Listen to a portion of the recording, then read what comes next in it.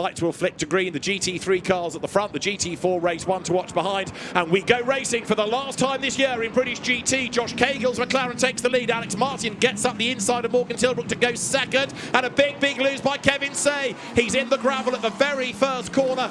He did it at Donington and was able to rejoin. He's in the gravel, this time all on his own. It was with contact at Donington. That all looks self-induced, and the man from Macau is axles deep in gravel. As we go on board with Rob Collard, he's got Neary on his right side. Everyone was fair at Druids. Mark Ratcliffe in front. Great start by Martin. He's now on the attack from Morgan Tilbrook. Started second, now down to third. He'll want to get going. The teams will be telling the drivers safety car probable, but keep pushing until it's called. I can't see him getting out of there, and I think you're right. He did it all by himself, Kevin said. Just loop round those cold tyres we were talking about. Have just come to the floor very quickly, and I expect a safety car in the next 10-20 seconds. Damage as well for the 47 car in the championship contention, but that is day done. Yep. No way, that is getting fixed. Awful way to finish the year for one of the best AMs we've had in GT4 in Mark Warren there. And there's a Ginetta in trouble as well. I wonder whether the Aston has hit the back of the Ginetta. Safety car being called in the background. That was the voice of Peter Daly, the race director.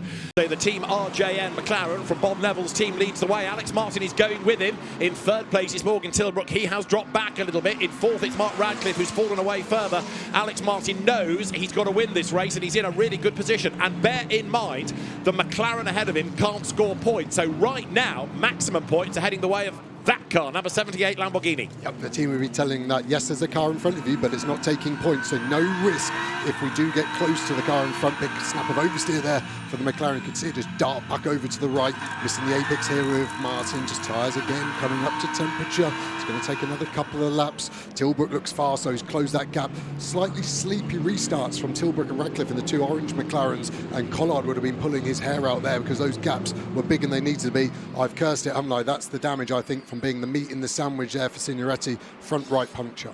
Yeah, it's all low on that right front corner, so in he comes, and there's damage on the left as well. Meantime, in the GT4 battle, that is currently Jamie Day ahead. The incident between Kevin Say and Mark Radcliffe is going to be looked at the end of the session. There, the McLarens getting themselves together with 95 Callum Davis ahead of number 90, which is Zach Meakin. That's bad news for Meakin. He wants to be ahead of that car because he's got a championship to fight for. Just to digress, up the inside goes Zach Meakin, almost alongside.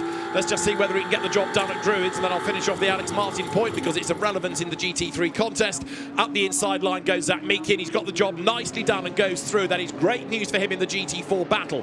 Now, the Alex Martin point is he's on his first warning for track limit offences versus Zach Meakin, who's oh so nearly into the back of him. And that McLaren, of course, has had to pick its way through traffic to get up with the Aston, and now Zach Meakin is on the attack. Very attacking, in fact, as they head up the hill towards Druids. Yeah, a bit of bodywork flying off there. I don't know if that was off the back of the Aston or the front of the McLaren. I think Meakin surprised himself how slow the Aston was. I thought he would get half a second on Davis when he got past. He found 1.2 seconds. This Optimum car is flying on the last lap. Day is on the defence, did really well to shut the door there just in the nick of time. Same again here. Meakin is having lots of little looks. I think it probably was the Optimum car that maybe lost a bit of its front splitter or dive plane, and now you can see Davis is there, but that Aston really struggling for pace, isn't it? It doesn't seem to have any damage, but at the moment the McLarens are absolutely flying. Yeah. It's so difficult for Collard. You could see him wanting to open the corner up there to get the run on the GT4 and Radcliffe, but you knew Neary was there, so he couldn't. So they all just kind of did the same speed as the GT4 car to block each other around there. He knows he's got to try and get a move done. Great dive to the inside. Radcliffe just about gives him the space. Very respectful from Radcliffe, I have to say. Almost too respectful, but Rob Collard, that is a move of a champion. Yeah. That was high risk, calculated and perfect in hindsight. Starting to get a little frustrated, gets a run to the inside, can't close the door there nowadays. That's too late. He knows that, opens it up, still squeezes it. Meakin, how aggressive are you? Run him up to the grass would be my advice, because he's going to stay on your outside otherwise, which he does. Keeps his foot in, contact there. Meakin squeezes past just. Let's see where the pace goes. The Optimum guys celebrate that one. Let's see whether the Aston can come back on the inside down to Hawthorne. The answer is no. We don't need it as we go. Collard to the inside of Tilbrook. great move. Same as he did on Radcliffe on another McLaren turn one. Tilbrook looking a little bit racier on exit, decides against it. Collard closes the door. Another great calculated move. Slows it a little bit, but I think that will be job done. But this is how you go about winning a championship, isn't it? You don't just sit there and bank the points. Rob is fighting for this.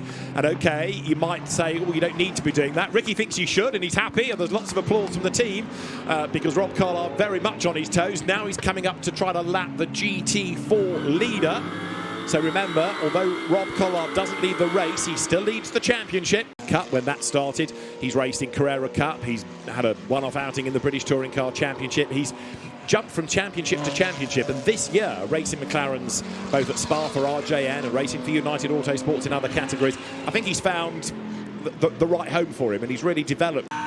This car, Martin will be looking in his mirror just going, I think I've got this, I just need to make sure I don't make a mistake, and that really is his focus. I'd probably just peel off a couple of tenths of a second a lap just to add some consistency, not to let Collard through. That really would be championship done. I think if Collard can get past Martin, then it is going to be a steep ask for the 78 car. It's a good call. It's worth somebody rolling the dice. The maximum that the start driver can do is 70 minutes, an hour and 10 minutes. So the driver change has to be done by 70 minutes completed, whether you're in GT3 or GT4. So the start driver minimum in GT4, 58 minutes. So 58 to 70 is their window effectively. And in GT3, start drivers minimum is 62 and maximum again 70 minutes. So in other words, all the pit stops have got to be done by the time we get to the 50-minute remaining mark. It's to now overtake and get in front of the race leader, which is done. Fair play to Alex Buncombe, who backs off, lets the safety car go by. So the safety car now is in control of the race. On instruction, the lights will go on, and that is when we go to safety car conditions.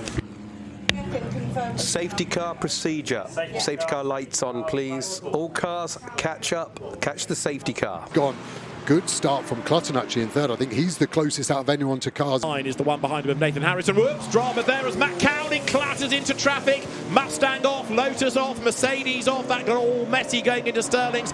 Matt Nicol-Jones Mustang out. Reigning GT4 champion Matt Cowley out. And Gordy Much in the Lotus out. 3 in the gravel. You know what's coming.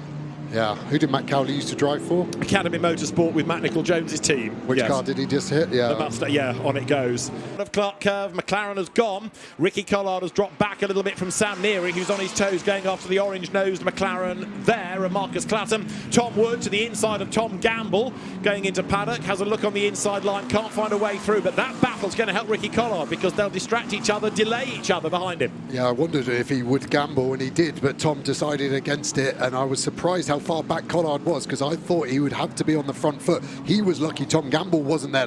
Someone that is there, Marcus Clutton, all over the back of Sandy Mitchell. Is he going to pop it to the inside late on the brakes? Mitchell closing the door. That's how you have to be with an aggressive driver. Like I said, close the door, but Buncombe is gone. On the front foot there, really battling hard now, isn't he? Even though he's a few laps down, trying to get past the Nathan Freak car, the Century team owner. That's the Army Toyota. I still think if you're going to have people driving a car from the Army, you need people like Ross Gunn or Michele Beretta or Timo Glock would be another option maybe. Shall I stop now? Really good. It actually hurts me that I'm smiling to it, but yeah, very good. But luckily Michael O'Brien's just as fast as those other weapons. He's quite a big weapon himself, and he's down the inside, and he is clear of Freak. Absolutely right. So the Toyota on the attack, but it lost time with a couple of enforced pit stops early on. Just ahead of them is the GT4 champion-elect McLaren. Now that's going to be lapped. That saves them another lap. It saves them any concerns about fuel. And so the race leaders dive down on the last corner. It is going to be a win for Team RJN then after a tough season for the McLarens, for Bob Neville's team. Alex Buncombe and Josh Cagill win at Brands Hatch, second over the line, taking maximum points. Alex Martin and Sandy Mitchell, and to win the 2024 British GT Championship, Ricky Collard and Rob Collard in Lamborghini number 63. It is Rob's second British GT title, Ricky's first, and to do it father and son is quite something, and it'll be an emotional Rob, I'm sure, in a moment. Great scenes in the garage and a great drive by Ricky Collard.